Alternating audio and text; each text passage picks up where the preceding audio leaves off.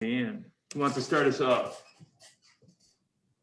I got it. Brandon, we don't get a play-by-play for Dan? He managed the first no-hitter in 36 years. Oh man, Brandon was giving us a play-by-play for every single player right before they were coming on. So then we were just following it up with the same questions about the play-by-play. So it's good stuff. My play-by-play is I didn't screw it up. I just sat there and shut up. Yeah, right. That's all you got to do. Just explain what it's like to kind of have, like, do you have this sense of relief kind of? I know you talked many times after games about, like today it was just about the bullpen, and the guys have told us about all the talks and the meetings that have happened like leading up to this point. So was it nice to finally see all of that come together and things start to click for them? Yeah, one of the things that's so fun about college athletics when you're coaching is to see, groups get better and move forward.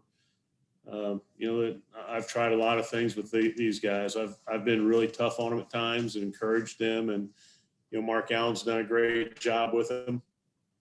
I don't know if they told you, probably not, but last weekend when we were home, one night I sent out a text in the middle of the series, and it wasn't a great text from a standpoint of, being very positive with the group in some areas. And my goal was to make somebody mad and have somebody come to me and try to break through. And finally we had that happen. And sometimes, it's a gamble, but sometimes you just have to ruffle some feathers to get guys going. Now, I'm not saying that's why we pitch better, and I'm not saying that's why we pitch no hitter, but the thing that I think it's important for athletes to understand, and I tell them, this is everybody in life. There's adversity we all go through, and there's things that don't go our way. And the very successful people in life are the ones that don't sit in the corner and don't pout about it. They hit it head on. And I refuse to let any group while I'm coaching just sit in a corner and feel sorry for themselves when things don't go well. And so I challenged that group. I've challenged them a lot. I'm really proud of the group. I mean, we would love to have a better record than we do, but we have not let one game and or one series deter us from working hard. Our practices have been extremely productive, and with the work that they've put in, the attitude they've had, the production that we've had in practice, it's rewarding to see those guys go out and have success. I mean, that's why you do it. You want them to be successful in everything they do. Sometimes they lose sight of the fact that we wear the same color uniform because you push them so hard. But the bottom line is they've responded well. We still have a long way to go. There's a number of guys that continue to need to make progress. And I'll continue to push. And I know Mark Allen, our pitching coach, he does such a good job of working with these guys, develop relationships that will continue to make progress. But yes, to answer your question in just a couple words, very rewarding to watch them go out and have success.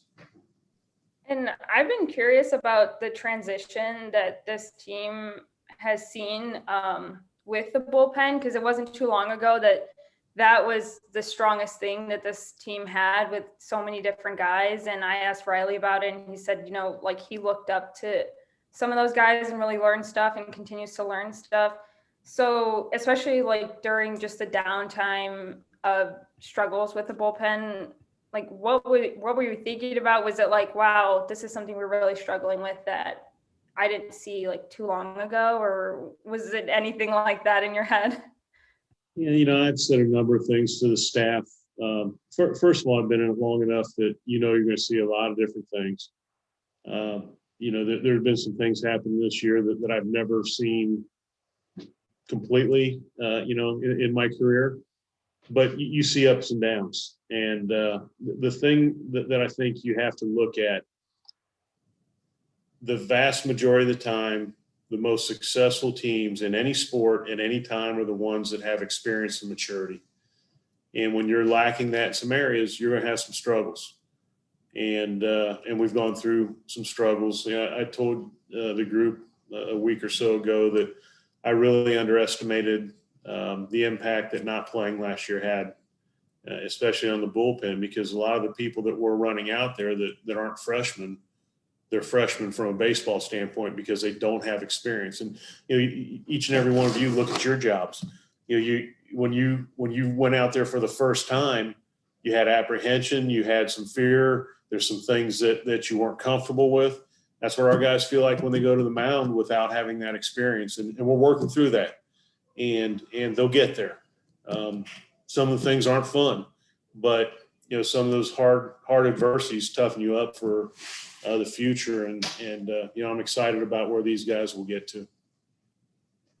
And can you just explain the decision on having Ryan Hamby catch throughout that entire game? Well, we started him. There are a number of things. I mean, he's a very good catcher. He calls a great game. He's been very, very consistent from an offensive standpoint. A lot of decisions you make, you have to weigh out both offense and defense. And for that game, we thought it was a good matchup because of the way he'd been swinging the bat and him calling the game. So, I'm comfortable with either one of our catchers in there. Regardless of which one we put in, they both did a great job the entire weekend.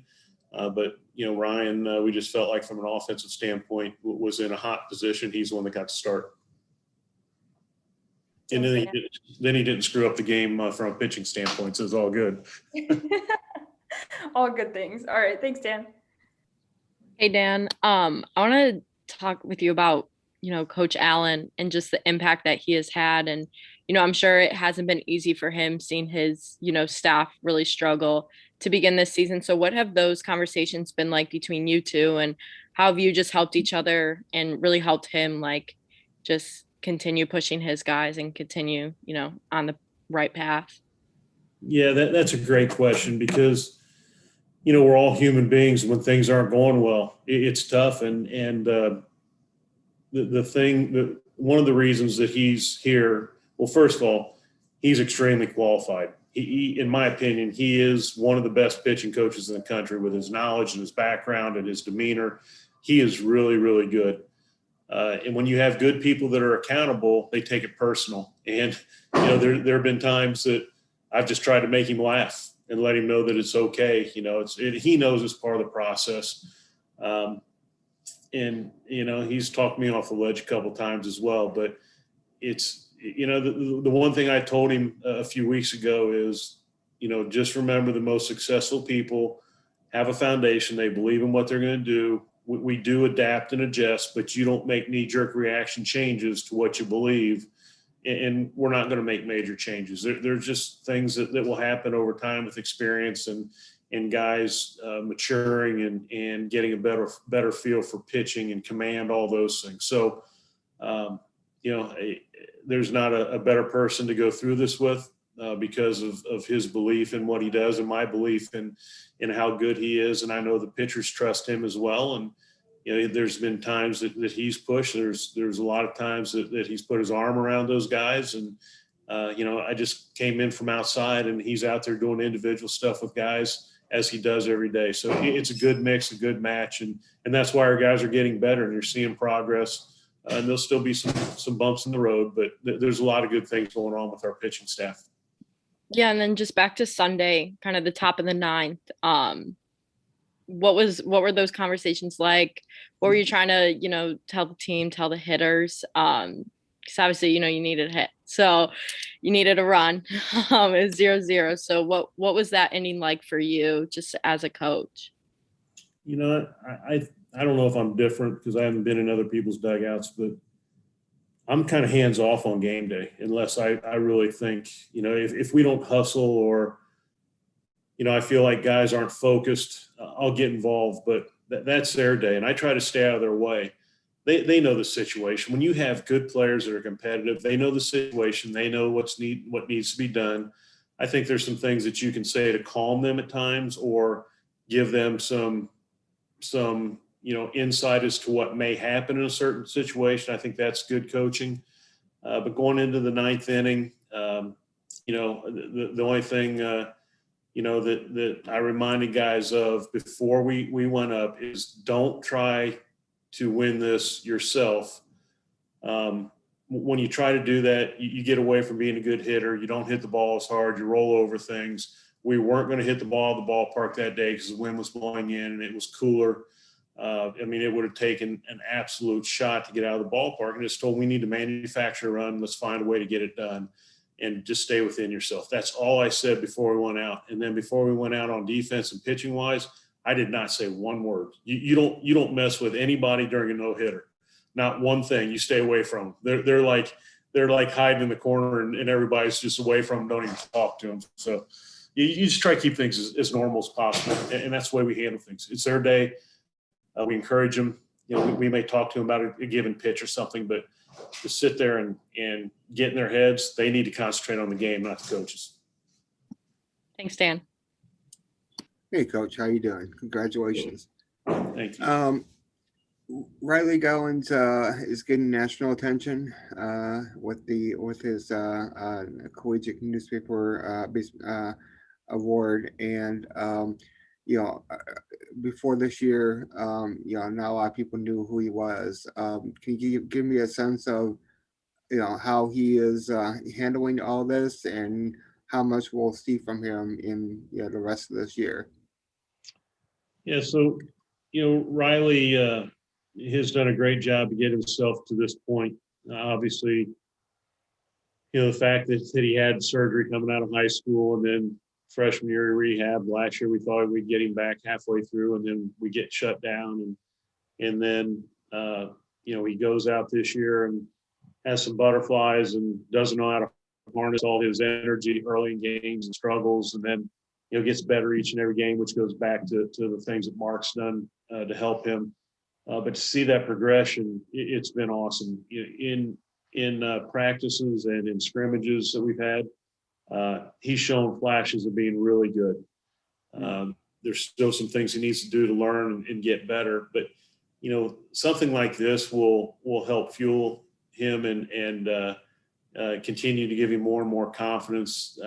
Some people, these things can affect in a negative way where they think they've arrived. He's got a pretty good plan for what he wants to do leading into the summer so that he comes back and can be the guy next year. So, the thing I will say, you always get what you earn. And when you're not pitching well, you earned it. And when you're pitching well and you get a national award, you absolutely earned it. He's put in a lot of hard work. He's listened. He's done a lot of things really well, and he deserves the honor. There's just been a lot of positive things over the past number of months with him. Andrew Hoffman earned his first win of 2021 on Friday. He has pitched well pretty much all year. From everything that I've seen, he is a top prospect.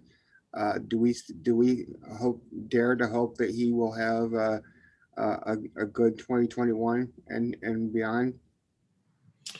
Yeah, so he's done a great job for us. I think his only poor outing was when he had laid off basically 3 weeks when we held him out because he had some fatigue, and which was the right thing to do with all pitchers. We'll always handle them that way.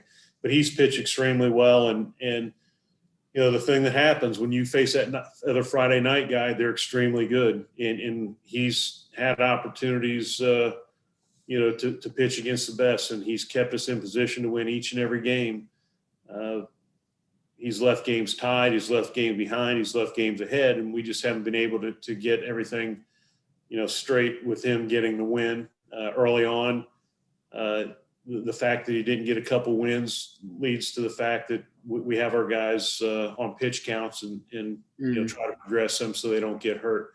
But I think you have to look at with him, not the 1-0 record. You have to look at the quality starts and the opportunity that he's given us to stay in. And he's going to be a good pitcher for years to come. And I think he'll be a good draft choice.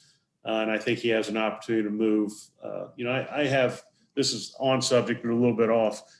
I have a different feel when it comes to draft. I think if a guy's a true prospect, they should sign as a junior and go.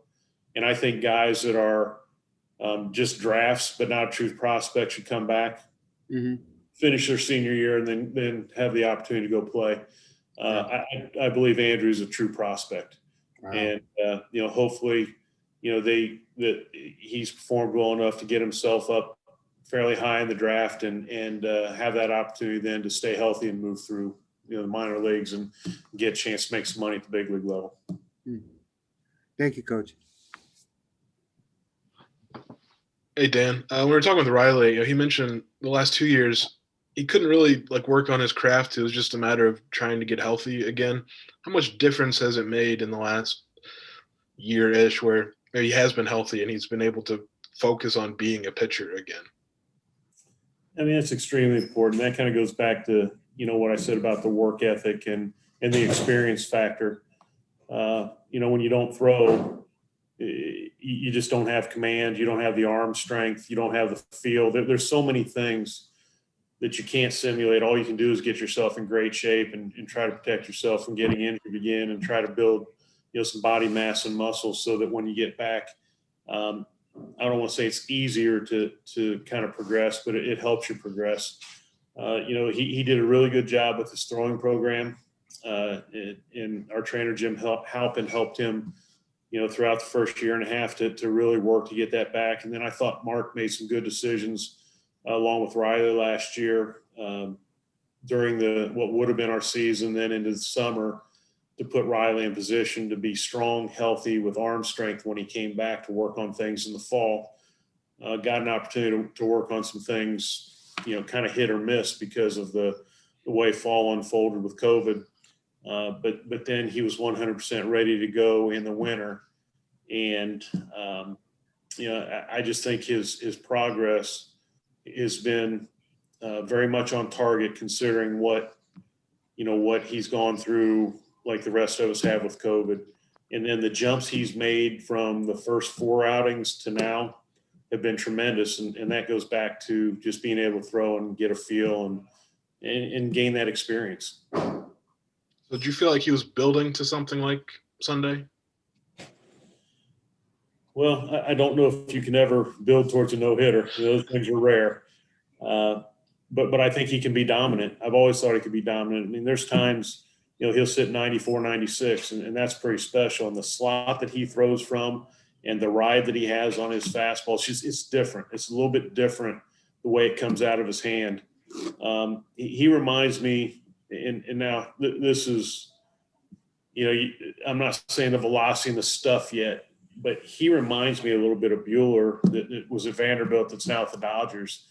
The way he can throw a fastball, it looks like it comes out of his hand about waist to thigh high and ends up riding knee high all the way in. It's something a little bit different.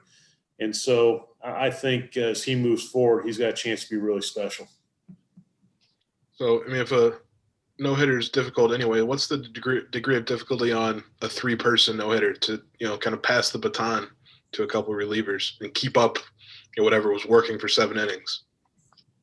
Yeah, they're so rare. It's rare for a single individual because you have the fatigue factor.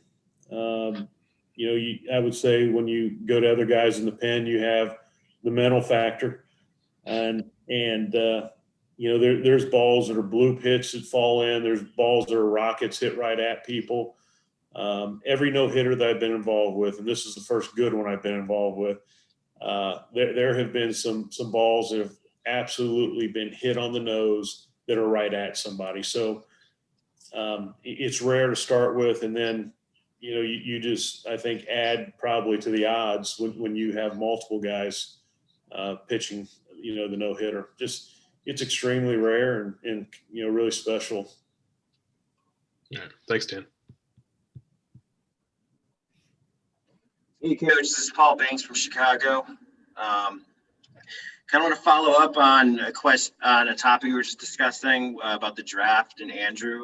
My first question is, what is it about him that makes him such a great draft prospect, do you think specifically? And then second, your next game coming up is against Michigan, and I don't know if you're going to be facing Steven Dejar or not, but what makes him such a great draft prospect? There seems to be a lot of talk about him maybe being a first rounder. Obviously going against him, what are some of the difficulties in facing him? Sure. I'll go with Dejar first. if things line up the way it looks like they're going to line up when you're in a pod, we probably won't face him. We did face him when we went to Michigan for the pod. First of all, he's left-handed. He has legitimate out pitch with his slider, and he's just got command in the zone with all his pitches. Throws with downward angle and just really competes. So, the left-handed part adds a lot to it. The consistency of the velocity, the swing and miss that he gets, it just sets him apart from a lot of other pitchers. If you look at Andrew, the thing that makes Andrew so special, first, he's got an unbelievable mentality. He competes like no other. He has extreme confidence in himself in a very good way. He will throw you any pitch at any time in any count. He'll double up on pitches at times. The thing that I'm so impressed with, he remembers every pitch and everything he does try to get hit or out. So he faces you the first time. Second time through the lineup, he knows exactly what he tried to do to you the first time. And if it worked, or, he's got a good feel for should he do it again, or should he change things up. He's just got a great feel. And, he's got the velocity, body type. There's a lot of really good things there. And his pitch ability is very good. Being a starter, I think he has that potential. And if he can't make it to the big leagues or move up as a starter, I think there's a possibility he could be a long reliever as well. So, he's a guy that has gotten better each year he's been in college. And I think that's important, too, to see them continue to get better and better. And then my follow-up is coming off a 3-game winning streak, the special achievement here, the no-hitter, 1 game coming up against Michigan. They're one of the better teams in the Big Ten. But how much do you buy into the cliche that momentum is only as good as the next day starting pitcher? Or do you think that really you could kind of get something going here with this positive momentum and then kind of carry it forward the rest of the year? Yeah, I don't think there's any carryover. I really don't. I think some teams can get fragile mentally when you question your ability to win games. I think that can be a factor, but I think our guys are mentally strong, and I always tell them you can enjoy this game for about an hour, the win for about an hour, and then it's on to tomorrow. And you have to have that feel. Just because you had 4 hits today doesn't mean you get 4 hits tomorrow. Just because you struck out the side today, not going to strike out the side tomorrow. You have to have a short memory, and the great players and the great pitchers and the great fielders are the ones that remember the pitch for about 20 seconds and they're on to the next. People that look in the past. I mean, you learn from the past. Obviously, we all learn from the past. But when you're playing, you cannot worry about the past. It's got to be the present, and it can't be, a pitch before, a game before, an inning before, whatever it is. It's got to be what's going on at that given time. That's where you find your great players. So I don't think there's great carryover. New pitcher every day. And, if you ask a pitcher, they'll tell you about a third of their starts that they may have their best stuff, and sometimes those are their worst days, and sometimes that third of the games that they start that they feel terrible are their best games. So it's new, and that's what makes baseball so special. It's new every day, and no carryover. Thanks, Although Coach. I do like going in on a win streak, though, I can tell you that. Everybody likes going in on a win streak. No doubt. Anything else for Dan? I do. Sorry, I didn't know where I was in the line. I thought I was behind someone else. Yeah, go ahead, Marley. Okay. Coach, I'm curious, just from a coach's perspective, about like the momentum of a combined no-hitter. I mean, Riley kind of seemed to find his stride a little bit. I mean, what was the decision? Maybe it was after the 7th inning, right, to take him out and put others in. I mean, like, was there like a taboo to that? Like, did you not want to disrupt anything, or were you like, okay, he needs to come out now? It's all dependent on pitch total, and Gotcha. each person has a different pitch total depending on, sometimes it's age, sometimes it's how many pitches they threw the week before. Riley a couple of weeks ago was down around 65 or 75 pitches because he had not pitched the weekend before. Some of it goes to how many minutes are on the mound. Do they have a long inning? Because when you have a long inning, that kind of decreases the amount of total pitches that you have. And so there are a lot of things go into it. He did a great job of getting to 95 pitches in that amount of time. Had a few rough innings early as far as walking and hitting some guys. So he had, some pitches that he kind of chewed up in that situation. But it was time for him to come out from a pitch total standpoint. Gotcha. What was his role and how important was that momentum to kind of take most of the legwork of the job and allow his teammates to kind of finish it out and accomplish, a moment in history here for the program? Well, the best teams have really good starting pitching that can get you, to your short relievers. I mean, that's, you look at baseball at any level, and those guys who can get you in the 6th and 7th inning and give you a chance to win, and then you can get your short relievers in there. It's huge. And the reason that it's huge, not only do you usually have your best guys out there, but then when you do have a game where you have to go to the bullpen, they're not all used up. If you have 2 or 3 games in a row where your starters don't get you very deep, it can get ugly. And we had that, a couple of weeks ago where, you get into the 4th game and we'd have some issues, had to bring some guys in earlier in games, and all of a sudden you're pitching with no experience and it makes a big difference. So, the fact that Riley did what he did, the amount of pitches, and then for those guys to come in and shut the door, it was a special day. The one thing that, I told our team afterwards, I told them 2 things. I said, I've never been a part or seen 2 things. I've never been a part of a no-hitter from our side, the good side. And the other thing I'd never seen was the play where it was a 2-3-1 double play. Never seen that in my life. I told them we could sit out here for hours and try to recreate that, and you probably can't recreate it. It's just one of those things. And you guys have been covering athletics a long time. You see something new every time you go to the court, the ballpark, whatever it is. And that was something in my entire career. I've never seen anything like that. So it was a pretty special day from several standpoints. And that's why we do this, right? Right, exactly. Like awesome things happen. And that's why I lose hair and some of it's gray. Thanks, Coach. Anything else for Dan? Okay, thanks, everybody. Appreciate your time. Have a good day. Coach. Thanks, Dan.